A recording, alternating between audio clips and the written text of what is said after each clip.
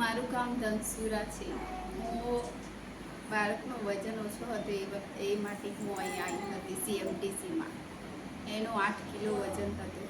14 દિવસ ઘરે તો 14 દિવસે ખાવાનું અમારું બાળકના દૂધ પીવડાવવાનું, એને બી ખાવાનું મળતું હતું. 4-5 વાર દૂધ પીવડાવતા હતા.